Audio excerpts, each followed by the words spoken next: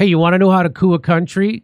So here's Senator Chris Murphy from Connecticut. He went to the steps of USAID to tell the truth about how USAID protects America and the real reason Elon Musk wants to shut it down. You want to hear this garbage? Listen to this.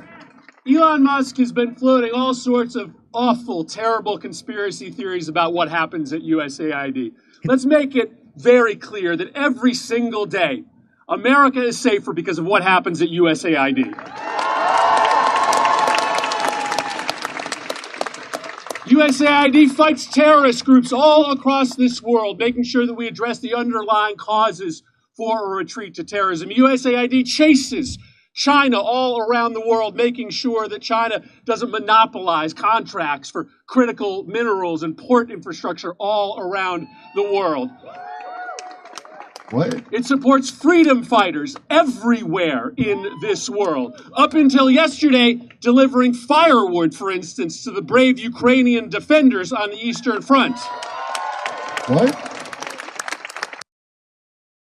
So that's the kind of great stuff that USAID does. Hey, you want to know what they really do?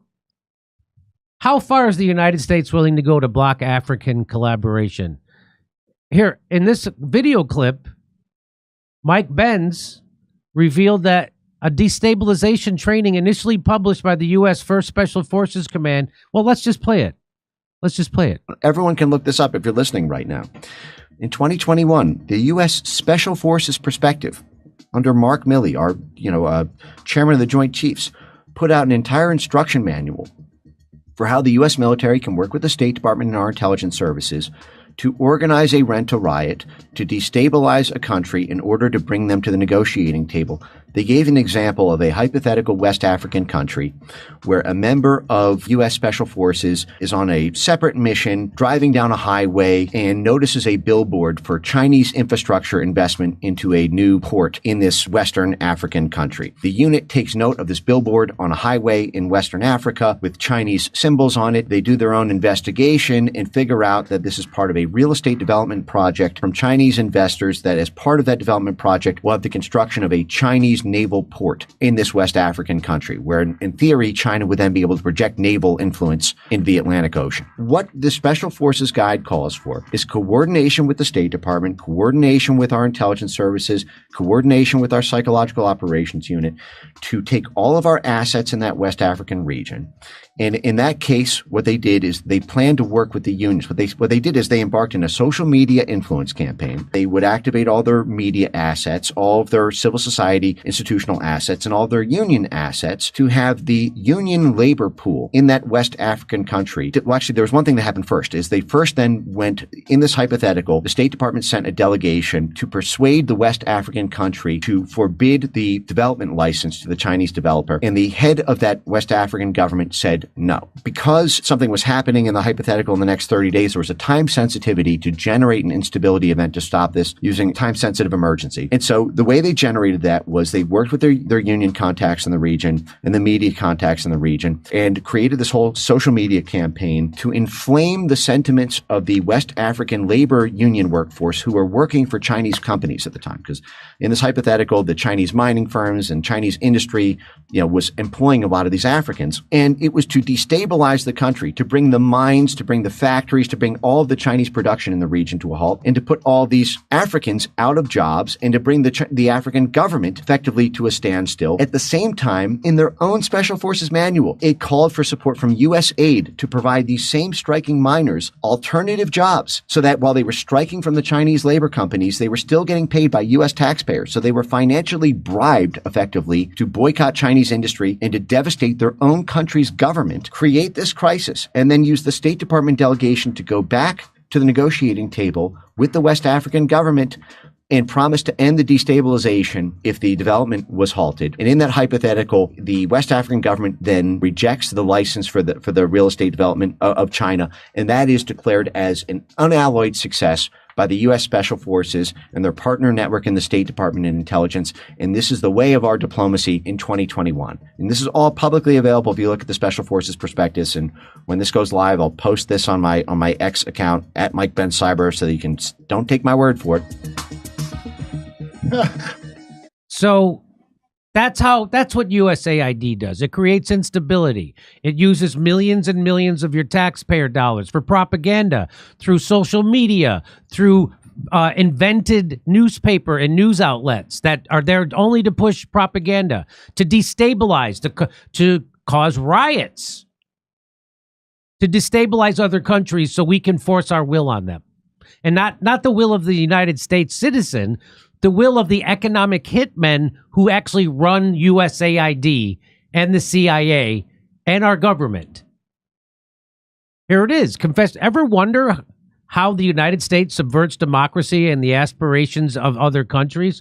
Well, here's a guy who's going to tell you. Here's the economic guy who was an economic hitman is going to tell you. We will identify a third world country that has resources our corporations covet, like oil, and then arrange a huge loan to that country from the World Bank or one of its sisters. But the money never goes to the country. Instead, it goes to our big corporations to build infrastructure projects, power plants, highways, industrial parks, things that benefit a few very rich people in that country, as well as our own corporations, but don't help the majority of the people who are too poor to buy electricity, don't have the skills to get jobs in industrial parks, don't own cars to drive on the highways. And yet those very people, the whole country is left holding a huge debt so that it can't pay for education and social services and health care for its people. In fact, the debt is so huge by intent that at some point we economic hitmen go back and we say, listen, you owe us a lot of money. You can't repay your debts, so sell your oil real cheap to our oil companies without regard to the environment. Vote with us on the next critical United Nations vote. Send troops in support of ours to some place in the world like Iraq. And in that way, we've created this empire. On the few times when we economic hitmen fail, as I talk about in the books, as I failed in Ecuador with Jaime Roldos and in Panama with Omar Torrijos, then the jackals go in. And these are men, maybe a few women, who overthrow governments or assassinate their leaders. And if the jackals fail, which is what happened in Iraq, both the economic hitmen and the jackals failed with Saddam Hussein, then and only then does the military go in. So that's how this works. So wait a minute. All these like terrible dictators we've heard about for all these years that are paranoid and they're trying to purge people because they think the U.S. has spies out there to get them. That's because they're in the jackal phase, and is that what that is? That is right. You are correct, Kirk. That is what they say. That is not a joke. That's a straight fact.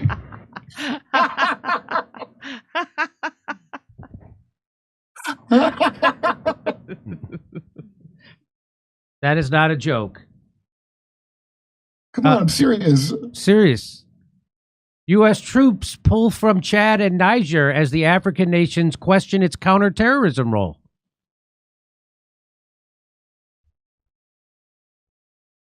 So whatever you think about Elon Musk or Donald Trump, you will know them by their fruits.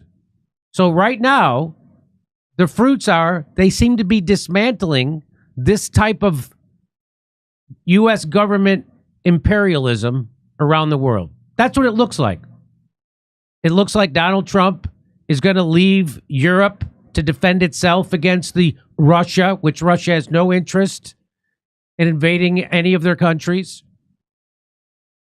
But Trump is going to do all this garbage with Israel and Gaza, which I think will be the undoing of his presidency. We'll see. It's certainly everybody says, no, he's not planning on doing any of that stuff, he said, Jimmy. He's just bluffing to get a better deal from Hamas. Well, they slaughtered 200,000 of them. Isn't that enough they flattened all of Gaza. Isn't that enough? He needs more to get a better deal from Hamas? No, he's just rolling over for Israel. We're going to get to that story. But Adelson. It was the last wishes of Witta Adelson. Yes. So when you hear Chris Murphy say stuff like he just said, He's a garbage person who is selling out the U.S. public. And of course, he's pushing actual fascism. And when fascism comes to America, you think they're going to say they're fascists, or you think they're going to say they're fighting fascism? That's what he's saying. We're over there helping the good people of Ukraine fight against Russian No, you're over there. First of all, the people of the government of Ukraine is fascist. They banned all the political parties. Vote. They banned all the opposition media. What's that, Kurt? They're not having elections. They don't have elections. So they're burning down the churches. Yeah. It's back to Soviet style stuff now. The exact opposite of what they claim to be, of course. And so you have people, these pieces of garbage. There's Jamie Raskin. I was supposed to do a story about his wife is completely corrupted, and with USAID, and so that's why he's defending it. These are all garbage. This is what's wrong with the government. That's the mafia. It's a mafia. USAID, that manual is standard Italian mafia. That's right. Oh, you want the union trouble to go away? You want your union trouble to go away. It couldn't be more obvious that's what it is. So this is like don't you care about the family? Like, well, fuck all of you. Hey, look. I understand, I don't like Elon or not like him. I don't know the guy. I don't care about him. I think he works for Trump. I don't think Trump works for Elon. I don't believe that. I've never seen Trump not fire people when he wanted to fire people, ever. Where's Vivek? He's still been missing. You're fired. Get out of here. You're fired. Yeah, we should play that sound clip effect when we want people fired from now on. I mean, honest to God, I don't, when you do something I want, great. That's great. I don't care about your feelings or your anything. I care about what you actually did. Yes. So I don't trust any of them like they're Jesus Christ. I wouldn't recommend anybody did that.